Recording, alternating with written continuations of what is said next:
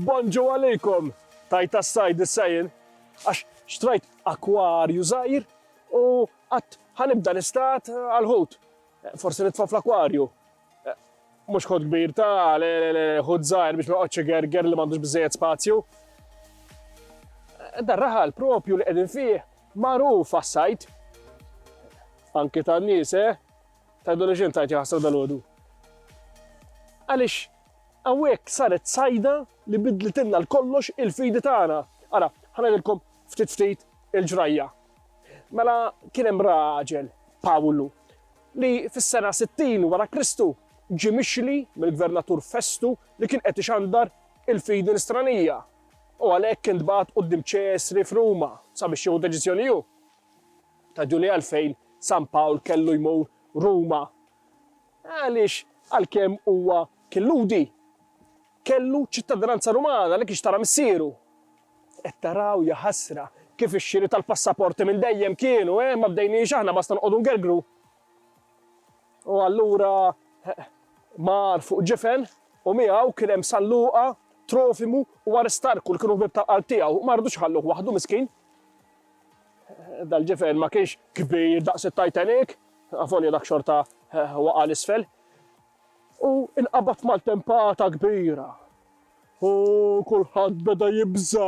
Iżda Pawlu li kellu dera divina għallhom tinkwitaw xejn għaliex kollha salvaw bil-kalma kollha, Damu 15-il ġurnata jitqabdu l-mijiet sakemm fl-aħħar raw art u ma risqin ħabtu ma' sikka u kien hemm min waqa' l-isfel bid-daqqa, l-oħrajn qabżu ma' min jeddhom.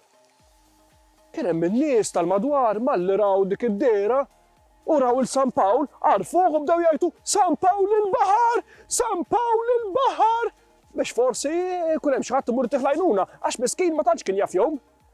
Kien hemm min għaraf il-San Luqa bdew jgħidu San Luqa l-baħar!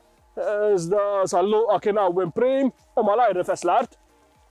B'xi mod jew ieħor irnexxielhom isalvaw lil San Pawl u sħabu u tellawhom propju mix-tajta ta' dan ir-raħal. U rridu jibqgħu fakru dan l-avveniment tant li semmew l-isem tar-raħal propju għalih. Ejsa, għattilkom fejn ġejna llum li nsabu ġewwa r-raħal ta' San Pawl il-baħar ħanaraw x'ħajoffrilna. Imma tajt allura jekk nitfal San Pawl f'nofs l-akwarju nimleh bl-ilma. Minflok San Pawl il-baħar jiġi San Pawl fl-akwarju? Iva, hekk insemmih San Pawl fl-akwarju, toġobni.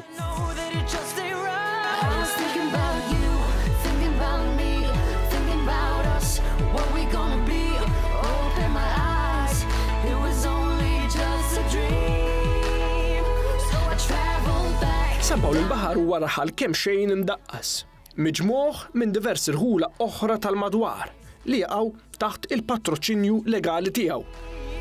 Fost dawn insemmu ir-raħal marittimu tax-Xemxija, l-irħula turistiċi tal-Qawra u Buġibba, ir-raħal ta' Burmarrat, il-Wardija, il-Bidnija, l-Imselliet, San Martin u anki partijiet mill-Mistra.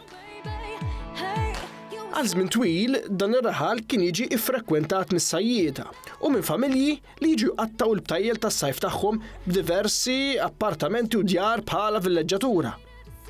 Madankollu, f'dawn l-aħħar snin, ir-raħal ta' San Pawl il-baħar ra firxa kbira ta' bini li tela sabiex iservi ta' lok residenzjali, bl-aktar prominenza tkun fl-inħawi tax-Xemxija, il-Qawra u Buġibba.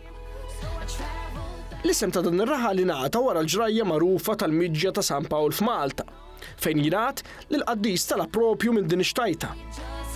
Fi żminijiet kien hemm min ipprova jdawwar dal-episodju fi bnadi oħra, bajdut li qatt ma ġew konfermati.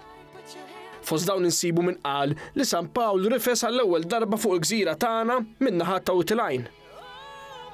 Oħrajn marru oltre minn hekk u sostnew li San Pawl laqqas biss ġie Malta, iżda żbarka f'Meledo, fix-xtajta ta' Dalmazzju, fil-Golf tal-Adriatiku, illum magħrufa bħala l-Golf ta' Valencia.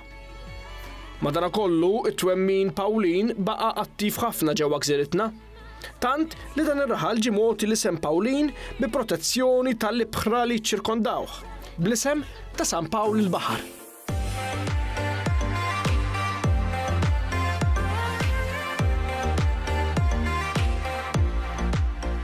Ekkim issom jilabulna mal-fidi tagħna issa wkoll. Pawlu tagħna u taħat aktar. Pawlu tagħna, ħatmu bħalek fuq! Il-Qaddis San Pawl huwa meqjus bħala missier il-fidi tagħna. Dan għaliex ressaqna qrib il-kelma ta' Ġesu.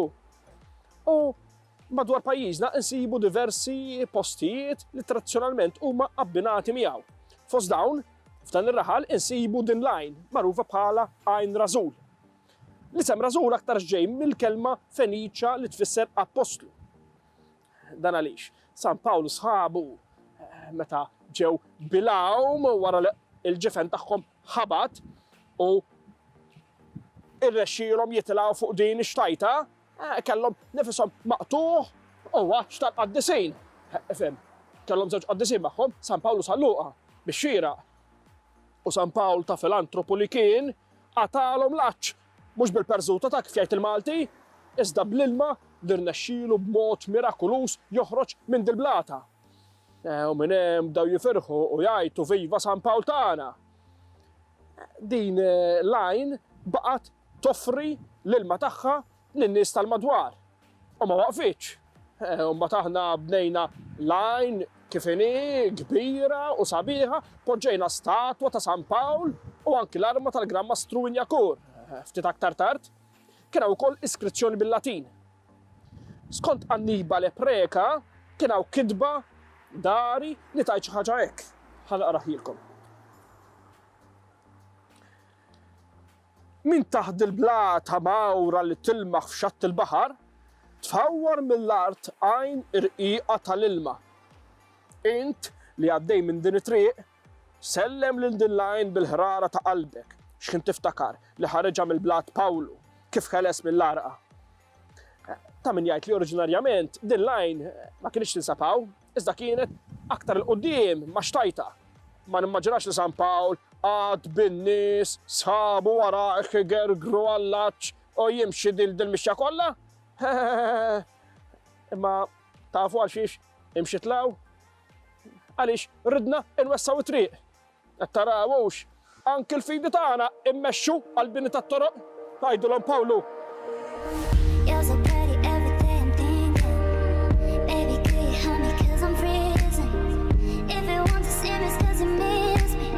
Ir-raħal ta' San Pawl il-Baħar ilu għal żmien twil abitat minn diversi nies. Sa mill-1436 mir-rapport ta' List of the Mello nafu li dan ir-raħal kien jagħmel parti mill-parroċċa Matriċ tan-Naxxar. U għaldaqstant, ir-residenti Pawlini kienu dejjem jiġu magħduda miegħu. Kien fis-sena 1905 li dan ir-raħal kiseb l-indipendenza ekklesjastika tiegħu meta sar parroċċa u għalhekk inħallet ir-rabta li kellu mar-raħal Naxxari. L-ewwel statistika ta' popolazzjoni misjuba għar-raħal ta' San Pawl il-Baħar teħodna ftit ta' snin qabel ma sar parroċċa, eżattament fl-1901, fejn jissemma li kien hawn 185 resident fl-inħawi. Kien numru żgħir ħafna jekk wieħed jikkunsidra li dan ilu ftit aktar minn 100 sena biss. Iżda r-raħal Pawlin kompla jikber ma' żmien biex f'tem ta' 10 snin kien irnexxielu diġà jaqbes l-1000 resident. Fl-1921 l-att tela għal 1685 ruħ, biex fl-1961 il-popolazzjoni irdupjat bl-ammont ikun ta' 3323 persuna. Ma' żmien, dan ir-raħal kompla dejjem jikber fid-densità tiegħu. Fil-fatt, fl-1985, San Pawl il-Baħar beda jħaddan 4465 ruħ. Fl-1993, ma' tnedija tal-Kunsill Lokali kellu 6000 persuna. Biex skont l-aħħar statistika tal-2019, dan ir-raħal għamel qabża kbira għal popolazzjoni ta' 29,097 resident. L-istemma tar-raħal turi tarka magħmula minn 6 strixxi immewġa lewn il-fidda u koħol li rappreżentaw il-bajja ta' San Pawl il-Baħar u fuqhom xabla bil-ponta l fuq b'manku ta' deb u serb aħdar imdawwar rasu l-isfel magħha li jiġbija ta' San Pawl Apostlu f'Malta. Il-motto huwa In Christo Renati Sumus li bil-Malti jfisser wellidna fi Kristu.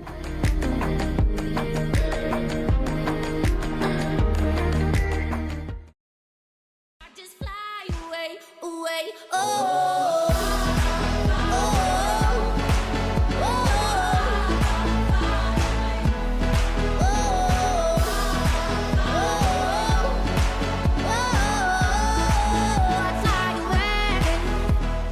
F'San Pawl il-Baħar, peress li huwa raħal iċ-ċirkondat bil-baħar, minn dejjem kien hemm il-ħtieġa li jiġi protett mill-attakki tal-għadu. U dan maħniex ngħidu biss fi żmien il-kavallieri, iżda anki miż-żminijiet ferm minn beda minn hekk. F'dan ir-raħal, fis-seklu 14 u 15, ma nafux b'mod preċiż għaliex ftit li xejn insibu dokumenti tal-perjodu, imbena torri tal-osservazzjoni, magħruf bħala it-Torri tad-Dejma, li għal min segwa l-programmi ta' qabel jaf li kienu l-armata responsabbli mid-difiża ta' pajjiżna. Id-dejma kienu jkunu irġiel residenti għaliex qabel ma stajtx tara nisa jissieħbu fl-armata li kienu ġejjin minn diversi rħula madwar Malta. U li qabel kienu ikun hemm salib ġeneralment fil-pjazza tar-raħal fejn kienu jiltaqgħu qabel jirrapportaw għax-xogħol. Ftit kienu jibżgħu minn dellhom, kienu joqogħdu flimkien sabiex jattakkaw lill-għadu li ġej mill-libħra mbeda. Dan it-torri kien propju użat minn dawn in-nies tad-dejma li kienu joqogħdu għassa għal xi ġifen tal-għadu u malli jaraw jisejħu l-allarm ħalli jinżlu u jiġġieldu kontrihom ħalli ma jħalluhomx jirfsu artna.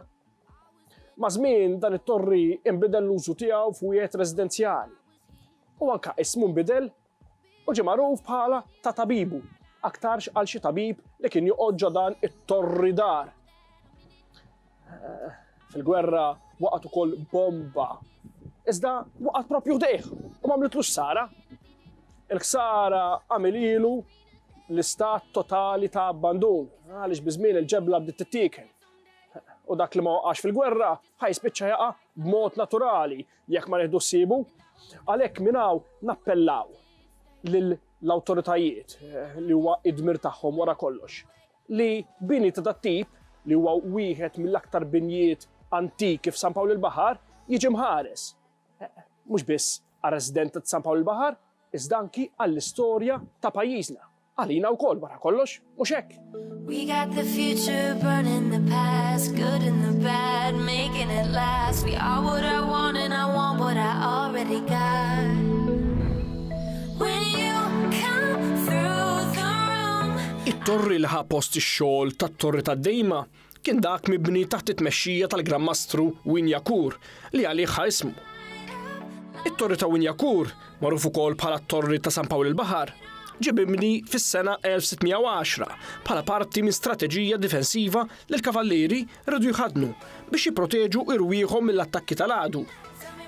Aktar tard, madwar 100 sena wara, dan it-torri ġie moni b'diversi kanuni u armi sabiex isaħħaħ il-pożizzjoni tiegħu ta' diviża.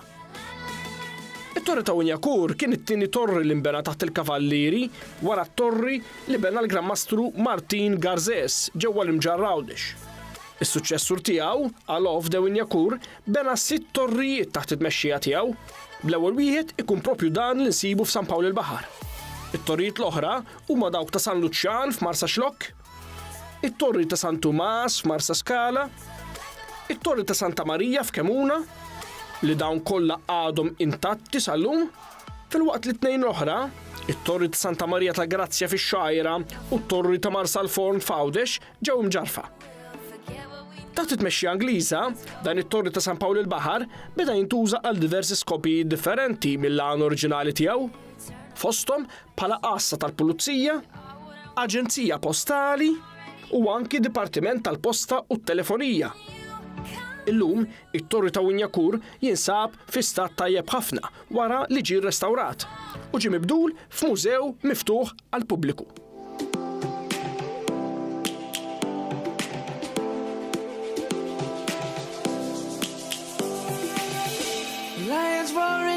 Ninsabu fiż-żona magħrufa bħala ix-xara tal-bandieri. Għaliex? Le, hawnhekk mhux ħassibu il-bnadar kollha internazzjonali li taraw fil-Furjana kull darba li jiġu jżuruna l-mexxejja barranin bħal fi żmien il-Commonwealth. u lanqas kien hawn xi nies joqogħdu jxejru l-bnadar qishom qegħdin fl-istadium jissapportjaw lit-tim tal-futbol tagħhom. Jgħidulu tal-bandieri għal raġuni partikolari. Hawnhekk ninsabu ftit wara it-torri tad-Dejma jew ta' Tabibu li tkellimna ġa dwaru u għal xi żmien kienu jiltaqgħu in-nies l-irġiel li kienu jiġġieldu round boxing kontra l-furbani, l-irġiel tad-Dejma. U allura għalfejn tal-bandieri. Il-kelma bandieri ġejja mill-kelma Taljana banda li m'għandax taqsam mal-banda tindri. Iżda banda tfisser grupp jew klikka. Il-klikka tal-irġiel tad-Dejma li kienu propju jiltaqgħu. Issa kellhom xi bandiera jew le f'idejhom ma nafx ngħidilkom. Jista' jkun forsi jżommu għal isfel bil-pont ta' tħares lejn għadu ħalli malli jarawh idaħħlu ilu ġo sidru. Kif jgħidu l-aħbarijiet, arma taqta' u bil-ponta. Hawnhekk ukoll kien hawn xi kmamar li proprju dawn l-irġiel tad-Dejma kienu jużawhom biex joqogħdu jassu minnhom. Iżda minħabba il-bini modern daw twaqqgħu sfortunatament. F'dawn il-ħawi kienu jiġu diversi familji għal tajjel ta' sajf, fosthom il-familja Amato Gawċi li ħallit art sabiex fuqha tinbena kappella ċkejkna biex taqdi s-servizzi spiritwali tal-familji taż-żona. Ix-xogħol beda f'Awwissu tal-1854 u dan biss għaddej ftit xhur sabiex lesta fl-10 ta' frar ta' sena wara l-1855.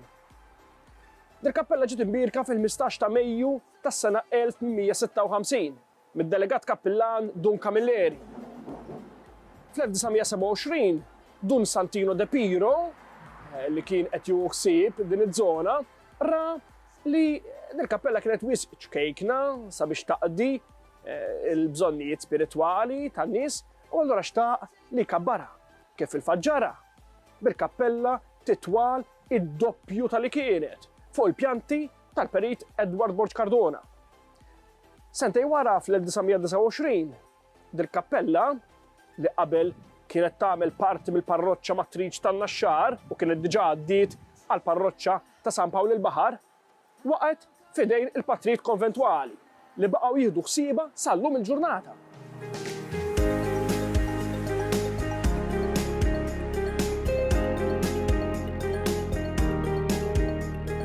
Wara li tajna ħarsa lejn il-kappella dedikata lil Madonna tal-Karmnu, se nduru lejn il-Knisja Parrokjali ta' San Pawl il-Baħar li hija dedikata lil Madonna Addolorata.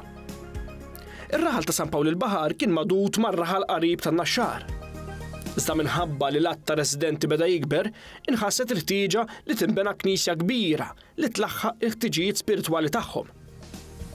Bħala kommemorazzjoni tal-ġublew tas-sena 1900, il-Markiża Anna Buġejja offrit li tkun benefattriċi tal-Knisja ġdida. Għaldaqstant qabbat il-perit Emanuel Galizja sabiex jiddiżinja l-pjanti biex bekk jibda x-xogħol tal-bini minnu fih. Il-ħsieb kien li l-Knisja tingħata titlu ta' San Pawl għall-Knisja l-qadima li kien hemm. Madankollu, minħabba d-devozzjoni tal-Markiża benefattriċi lejn il-Madonna tad-Duluri, id-dedikazzjoni tal-Knisja nbidlet għax-xewqa tagħha. Hemm min sostni li din il-Knisja kellha wkoll tiġi dedikata lir-Redentur, kif fil-fatt jidher fuq l-apita li tinsab mal-ġenb tal-bib prinċipali, li fuqha hemm imnaqxa din ix-xbieħ. L-ewwel ġebla tal-Knisja tqiegħdet fl-4 ta' April tal-1902 u l-bini tagħha tlesta fit-13 ta' Frar tal-1904. Il-pussess tal-Knisja, skont l-atti notarili tan-nutar Karlu Mikallev De Caro, għadda minn taħt idejn il-Markiża Anna Buġejja għall-ordni tal-Patrit Franġiskani Minuri Konventwali, eżattament fit-28 ta' Settembru tal-1904. Kien hemm ħsieb li tinbena knisja ikbar, għaliex beda jidher li dik eżistenti kienet saret wisq żgħira. Tqabbad għalhekk il-perit Louis Naudi sabiex minflok tinbena knisja oħra tiġi mkabbra dik eżistenti. L-ewwel ġebla tqiegħdet fil-11 ta' Awwissu tal-1968 mill-isqof Emanuel Ġerada. Bil-Knisja titlesta fl-ewwel ta' April tal-1979. Il-kwadru titolari ta' Marija Addolorata huwa xogħol il-pittur Giuseppe Calì u ġie finanzjat ukoll mill-istess Markiża Buġejja. Bl-istatu titolari issir minn idejn l-iskultur Giuseppe Darmanin.